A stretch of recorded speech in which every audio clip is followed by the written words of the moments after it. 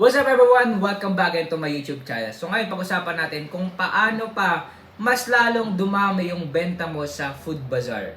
Alright, kung bago lang sa aking YouTube channel, please subscribe ng notification bell para update kayo po sa aking mga bagong vlog na upload in the future. The same time, pag na-reach po natin yung 100 subscriber, bago matapos ng 2025, ay magpapagiveaway po tayo.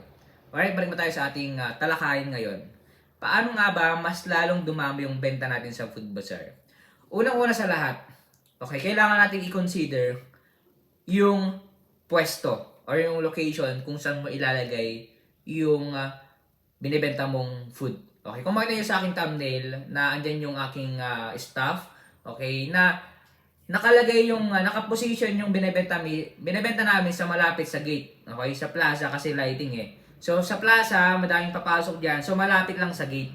So it means, kapag papasok yung mga tao, kitang-kita na nila agad yung food business mo. Ganon sa pagninegosyo.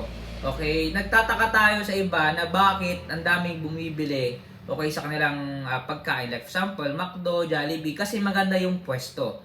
Nakaposition sila kung saan yung magandang pwesto, magandang merong parking space and everything. Kasi nga, para pagpasok ng customer o kaya yung pagdaan ng customer ay kitang-kita agad yung binebenta mo.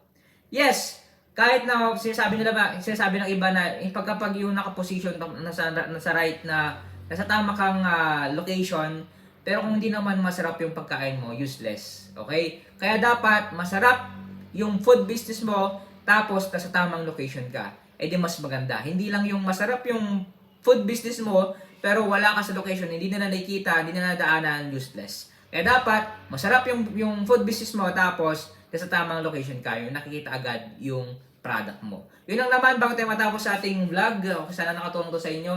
Kung sino pong bumili ng aking libro, Negosyo Reality, if you want this book, okay, makakatulong to sa inyo. Medyo mahal nga lang po, pero makakatulong ito sa inyo at the same time. Dito nyo malaman kung bakit mahal ito. At the same time, worth it po ito.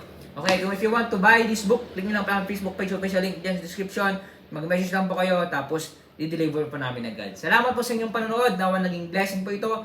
At ingat-ingat po kami lahat. God bless.